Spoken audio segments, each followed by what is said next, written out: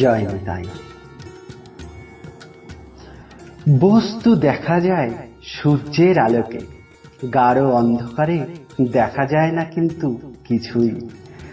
শাস্ত্র জ্ঞান সূর্যের কিরণ তুল্য, কিরণ সম্পাতে পরিষ্কার হয়ে যায় সকল সত্য তথ্য, কেটে যায় ভ্রম প্রমাদের আধার। নন্দরাজ কাঁদছেন, শ্রীকৃষ্ণের জন্য কাঁদছেন। উদ্ধব জানেন কান্না আসে মোহ হতে, আর মোহ আসে ভ্রমজ্ঞান হতে। এই তত্ত্বজ্ঞান আসলে ভ্রমজ্ঞান ঘুচে যায়, আর ভ্রমজ্ঞান গেলে দূরীভূত হয়ে যায় মোহ, এবং মোহ চলে গেলে কান্নার হাহুতাশ থামবে। উদ্ধব তাই চেষ্টা করতে লাগলেন নন্দ মহারাজের সামনে শাস্ত্রজ্ঞানের তত্ত্বের আলোটি জেলে ধরতে। উদ্ধব শাস্ত্রের মূর্তি, উদ্ধব জ্ঞানালোকের সাধক। তিনি জানেন নিশ্চিতভাবেই সত্যের দর্শন জ্ঞানের আলোতেই সম্ভব। কিন্তু কোনো কোনো বস্তু যে অন্ধকারেই দেখা যায়, সে সংবাদটি রাখেন না উদ্ধবজি। পৃথিবীর পৃষ্ঠে যত দ্রব্য দেখা যায় তাদেরকে দেখায় আলো, কিন্তু আকাশের গাত্রে যে অসংখ্য তারকারাজি, তাদেরকে কিন্তু দেখা যায় অন্ধকারেই। জগতে যদি কেবল আলোই থাকতো, তাহলে কোনো দিনই জানতে পারতাম না আমরা আকাশের অগণিত নক্ষত্রমণ্ডলীর সংবাদ।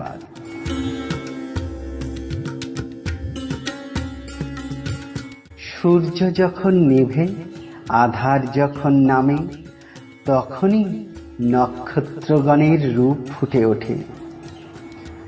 যদি কোনো ব্যক্তির এই হয় জীবনের ব্রত যে সে সর্বদা তাকিয়ে থাকবে উত্তর মুখে, ধ্রুব নক্ষত্রের প্রতি দৃষ্টি নিবদ্ধ করে, তাহলে সূর্যালোক হবে তার ব্রত রক্ষার বাধক।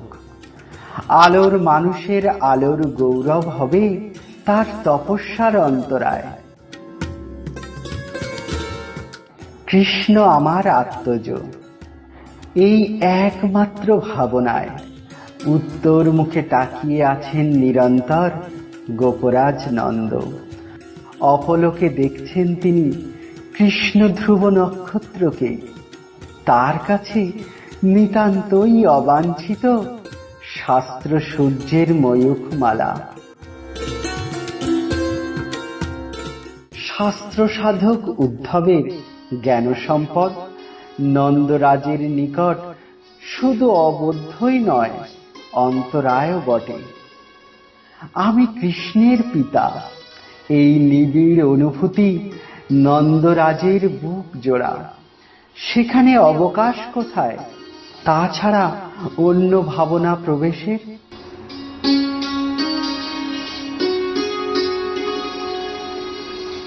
দীর্ঘ ভাষণ দিলেন উদ্ধব শ্রীকৃষ্ণের তত্ত্ব সম্বন্ধে।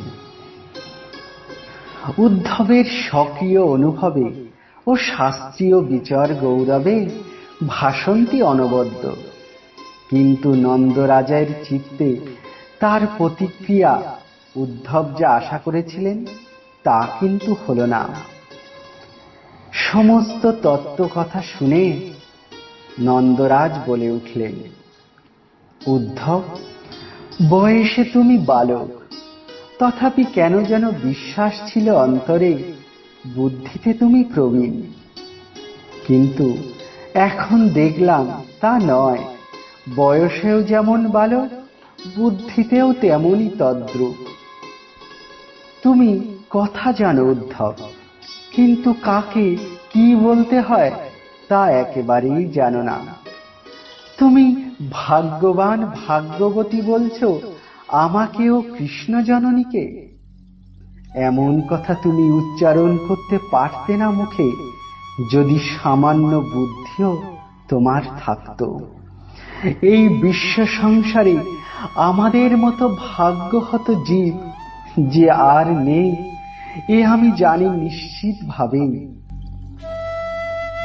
এই জগতে যে পুত্রহারা সেই ভাগ্যহীন, আর যে কৃষ্ণের মতো পুত্র রত্ন হারায় সে নিতান্তই হতভাগ্য। পুত্র অনেকেরই হয় উদ্ধব, কিন্তু কৃষ্ণের মতো পুত্র কি আর কারো কোনো দিন হয়েছে না হবে?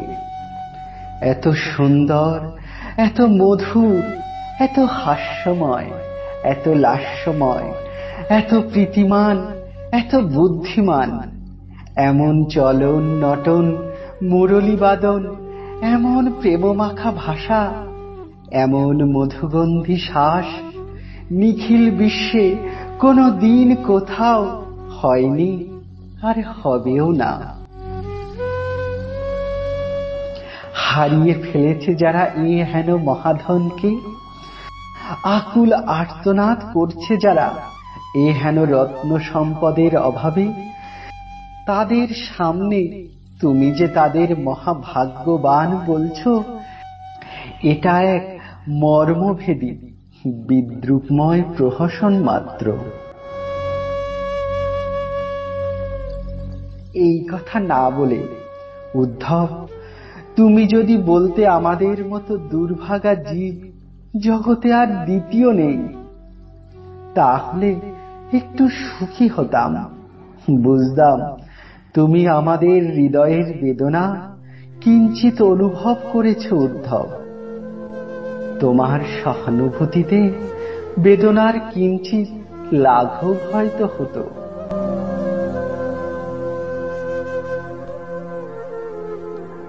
উদ্ধব, তুমি আলোচনা করেছ আমার কাছে ভগবত তত্ত্ব। আমি শাস্ত্রজ্ঞ নই, কেবল স্থূল বুদ্ধিতে এই কথা বিশ্বাস করি যে ভগবান একজন আছেন। তিনি জগতের গুরু ও বিশ্বের নিয়ন্তা। তিনি পুরুষ প্রকৃতির মূল কারণ। তিনি অনাদি অপরিণামী সর্বেশ্বর। আমি জানি তিনি আমার নারায়ণ। তিনি শালগ্রাম রূপে নিত্য বিরাজিত আমার গৃহে। উদ্ধব, তুমি কিন্তু এই নারায়ণের স্বরূপ তত্ত্বের কথা বলেই ক্ষান্ত হওনি, সেই সঙ্গে আরো একটি অদ্ভুত কথা বলেছ। তুমি বলছ যে সেই নারায়ণই আমার গোপাল কৃষ্ণ। তুমি নিতান্তই বালক বলে এমন মন্তব্য করছ। ভগবান কি বস্তু তা আমি শাস্ত্র অধ্যয়ন করে না জানলেও মহতের মুখে শুনে শুনে কিছুটা জানি। নারায়ণের যা যা বিশেষ লক্ষণ তা কিঞ্চিত আমার পরিজ্ঞাত আছে। ওই সব লক্ষণের একটি বিন্দু মাত্র আমার কৃষ্ণতে আমি বিদ্যমান দেখি না। নারায়ণ হলেন নিখিল বিশ্বের কারণের কারণ, আর আমার কৃষ্ণ একটি ক্ষুদ্র দুগ্ধপোষ্য শিশু মাত্র। নারায়ণ শুদ্ধ, শান্ত, অপাপবিদ্ধ, আর কৃষ্ণ দুর্মদ, চঞ্চল, লোভী ও ক্রোধী। নারায়ণ নির্মল, নির্দোষ, শুদ্ধ সত্য গুণময়, কিন্তু কৃষ্ণ চোর, মিথ্যাভাষী ও অভিমানী। নারায়ণ নিখিল জগতের আশ্রয়, আর আমার কৃষ্ণ তার পিতামাতার উপর সম্পূর্ণ নির্ভরশীল। উদ্ধব, কত আর বলবো, নারায়ণের সঙ্গে কৃষ্ণের কোনো সাদৃশ্যই নেই। নারায়ণ সত্য সংকল্প, আর কৃষ্ণকে মিথ্যা কথা বলতে আমি নিজে কানে শুনেছি।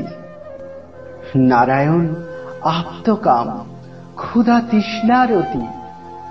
আর আমি স্বচক্ষে দেখেছি কৃষ্ণ ক্ষুধায় কাতর, তৃষ্ণায় অস্থির হতে। উদ্ধব, নারায়ণ আমাদের প্রণম্য, কিন্তু কৃষ্ণকে দেখেছি দিনের পর দিন আমার পাদুকা মাথায় নিয়ে পিছনে পিছনে ছুটেছে। উদ্ধব, আমাদের না হয় ভুল হতে পারে, কিন্তু ভগবানের তো আর ভুল হতে পারে না। কৃষ্ণ ভগবান হলে আমাদেরকে মা বাবা বলে সম্বোধন করবে কেন? আর আমাদের সাহায্য বিনা নিজেকে এমন অসহায় বলেই বা মনে করবে কেন? তাই নারায়ণের কোন লক্ষণটা যে কৃষ্ণে আছে তা আমি দেখতে পাই না।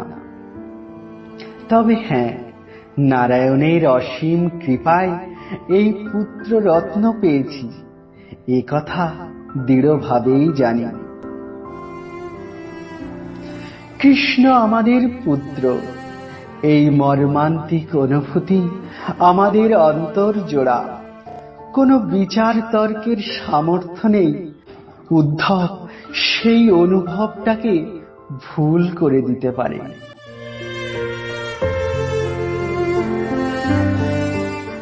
আর একটি কথা শোনো উদ্ধব, না হয় তোমার কথা সত্যই ধরে নিলাম কৃষ্ণ মানুষ নয়, ভগবান, এটা স্বীকার করেই নিলাম। কিন্তু এই তত্ত্ব আবিষ্কারের ফলে কৃষ্ণহারা আমার বিরহের তাপ কি এক বিন্দুও কম হতে পারে? আমি তো দেখছি তোমার কথা শুনে আমার বেদনা সহস্র গুণে বর্ধিত হয়েছে। আমরা জানতাম পুত্রহারা হয়েছি, তাই অন্তর বেদনা বিধ্বস্ত। এখন তুমি এসে জানালে যে সে শুধু পুত্রই নয়, মূল ভগবানও বটে। এখন আমি বুঝছি শুধু পুত্র হারাই নই, ভগবানকেও হারিয়েছি। মনে করেছিলাম একটি ত্রাম্যখণ্ড হারিয়েছি, তুমি জানালে ওটি ত্রাম্যখণ্ড নয়, একটি হীরার টুকরো। এই কথা শুনে আমার বুকের বেদনা শতগুণ বর্ধিত হল। উদ্ধব, তুমি বালক, তাই অগ্নি নেভাতে চেষ্টা করেছ ঘি ঢেলে। কথা বলতে বলতে গোপরাজ অবিরল ধারায় অশ্রু বিসর্জন করতে লাগলেন।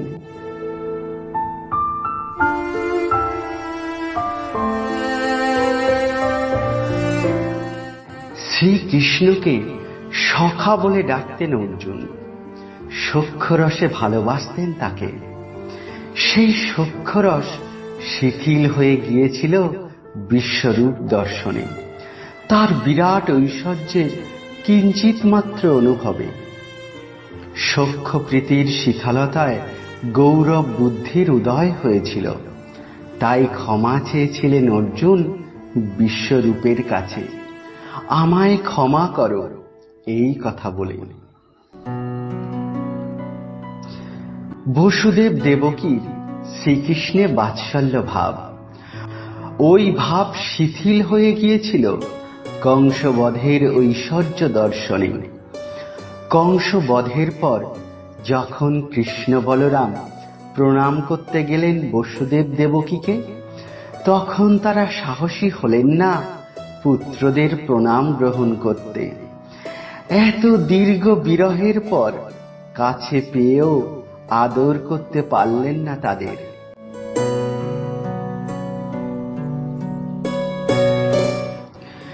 উদ্ধব মহাশয় মনে করেছিলেন শ্রীকৃষ্ণ ভগবান। এই সত্যটি যদি প্রবেশ করিয়ে দিতে পারি নন্দরাজের হৃদয়ে, তাহলে অবশ্যই দুর্বল হয়ে পড়বে তার কৃষ্ণ বাৎসল্য, কমে যাবে এত হাহুতাশ। কিন্তু এখন পরম বিস্ময় দেখলেন উদ্ধব, যা ভেবেছিলেন তা হবার নয়। কৃষ্ণের ভগবত্ব শ্রবণে শিথিল তো হলই না, বরং গাঢ়তর হল নন্দরাজের বাৎসল্য স্নেহ। এত ঊর্ধ্বভূমিতে অবস্থিত গোপরাজের কৃষ্ণ বাৎসল্য যে তাকে নাগাল পেল না উদ্ধবের কণ্ঠোচ্চারিত মহাতত্ত্ব কথা সকল। অনুরাগ যদি তরল হয়, তাহলে তার মধ্যে প্রবেশ করতে পারে ঐশ্বর্য বুদ্ধি ও শিথিল করে দিতে পারে সম্বন্ধ জ্ঞানকে, কিন্তু গাঢ় হলে এরূপ সম্ভব হয় না। জলটা তরল বলেই তার মধ্যে প্রবেশ করে দেওয়া যায় হাতখানাকে, কাঠটা গাঢ় বলে হাত ঢোকানো সম্ভব হয় না। তবে একটা পেরেক প্রবেশ করানো যায়, কিন্তু একটা লোহার বল অতীব গাঢ় বলে সম্ভব হয় না কোনো কিছুরই তার মধ্যে অনুপ্রবেশ করানোর। ঠিক তেমন যেখানে কৃষ্ণপ্রীতি তরল, সেইখানেই অবকাশ আছে অন্য চিন্তা প্রবেশের। শ্রীকৃষ্ণ বিরাট ভগবান, এই জ্ঞান প্রবেশ করার অবকাশ ছিল অর্জুন ও বসুদেব দেবকীর সখ্য বাৎসল্য প্রীতির মধ্যে। সেই জন্যই ওই জ্ঞানে দুর্বল হয়ে গিয়েছিল তাদের কৃষ্ণ সম্বন্ধ জ্ঞান। কিন্তু নন্দ মহারাজের কৃষ্ণ প্রীতি এতই প্রগাঢ় যে অন্য কোনো ভাবনা বা বিবেচনার বিন্দুমাত্র প্রবেশের অবকাশ নেই তার মধ্যে।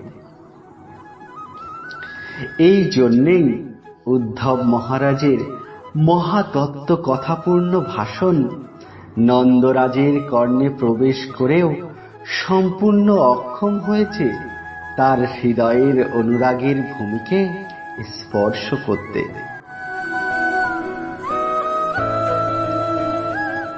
শ্রীকৃষ্ণের প্রতি এমন প্রগাঢ় প্রেম সম্বন্ধে কোনো জ্ঞান বা অনুভব নেই উদ্ধবের। তিনি শ্রীকৃষ্ণকে ভক্তি করেন ভগবান জেনেই। ভগবানকে ভগবান জেনে ভক্তি করা ভালো কথাই, কিন্তু আশ্চর্যের কথা এই যে ওই জন্যই ওটা ঘন হতে পারে না। নন্দরাজ কৃষ্ণকে পরম প্রেমে আপন করে নিয়েছেন পুত্র বলেই। এখন সে পুত্র যে ভগবান, এটা শ্রবণেও লাঘব ঘটে না অনুরাগের গাঢ়তার। ভগবানকে ভগবান জেনে ভক্তি করাই শাস্ত্রবিধি। উদ্ধবের কৃষ্ণপ্রীতি শাস্ত্রবিধির অধীন, কিন্তু নন্দরাজের কৃষ্ণপ্রীতি শাস্ত্রবিধির অনেক ঊর্ধ্বে। উদ্ধবের কৃষ্ণপ্রীতির হেতু কৃষ্ণ ভগবান, আর নন্দরাজের কৃষ্ণপ্রীতির কোনো হেতু নেই, সেটা অহৈতুকী স্বয়ং সিদ্ধ। চক্রবাল রেখা যেমন দূরে দেখা যায়, কিন্তু ছোঁয়া যায় না হাত দিয়ে কোনো কালে, নন্দরাজের কৃষ্ণ অনুরাগটিও যে সেই রূপ বুঝতে পেরেছিলেন উদ্ধব মহাশয় বুদ্ধির দ্বারা, কিন্তু সম্পূর্ণ অক্ষম হয়েছিলেন স্পর্শ করতে হৃদয়ের দ্বারা।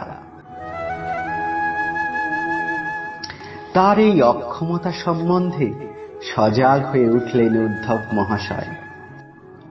কাঞ্চনজঙ্ঘা দর্শনে বিস্ময়ান্বিত হই যে ওখানে কোনো দিনই উঠতে পারবো না বলে। ঠিক তেমনি নন্দরাজের অনুরাগ দর্শনে বিস্ময়াবিষ্ট হয়েছিলেন ভক্তশ্রেষ্ঠ উদ্ধব, যে ওই প্রীতির শিখরে কোনো দিনই আরোহণ করতে পারবেন না এই অক্ষমতার অনুভবে। তাই নন্দরাজের সম্মুখে কথা বলাই ধৃষ্টতা হয়েছে, এ কথা বুঝলেন উদ্ধব।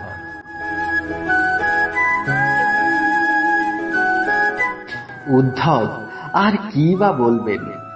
বললেন, নন্দরাজ, এটা নিতান্তই ক্ষোভের কথা যে আমার মতো অযোগ্য সান্ত্বনা বাক্য বলবার চেষ্টা করেছে আপনার মতো কৃষ্ণ প্রেমিককে। আপনাকে যে উপদেশ বাক্য বলেছি সেটা নিছক ধৃষ্টতা হয়েছে আমার পক্ষে। এখন কষ্ট অনুভব করছি সেই ধৃষ্টতার জন্য। এখন আর প্রবোধ বাক্য নয়, তবে একটা প্রাণের অনুভবের কথা বলবো আপনাকে। যে শ্রীকৃষ্ণ যদি প্রতিজ্ঞাও করে থাকেন আর ব্রজে আসবেন না, তবু আমার দৃঢ় বিশ্বাস অচিরাত ভঙ্গ হয়ে যাবে তার সেই প্রতিজ্ঞা। আমি নিশ্চয় করেই জানি যে শ্রীকৃষ্ণ একমাত্র অনুরাগের অধীন। তার প্রতি আপনাদের এমন প্রগাঢ় অনুরাগ, তাতে তিনি কিছুতেই থাকতে পারবেন না, না এসে বৃন্দাবনে। আপনাদের স্নেহ পরিপাট্যই তাকে আকর্ষণ করে অভীষ্ট সাধন করবেই। আগমিষ্যত দীর্ঘেন কালেন ব্রজমুচ্যত প্রিয়ম বিধাস্যতে পিতৃভগবান সত্যতাম পতি।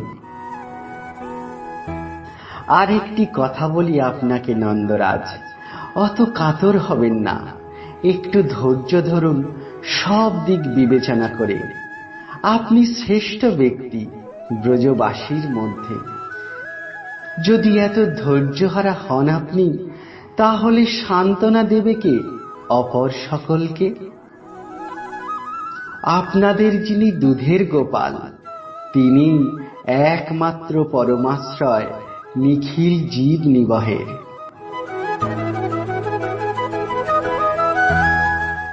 সমস্ত রাত্রি কেটে গেল নন্দরাজের সঙ্গে উদ্ধব মহারাজের কৃষ্ণ কথা আলাপে।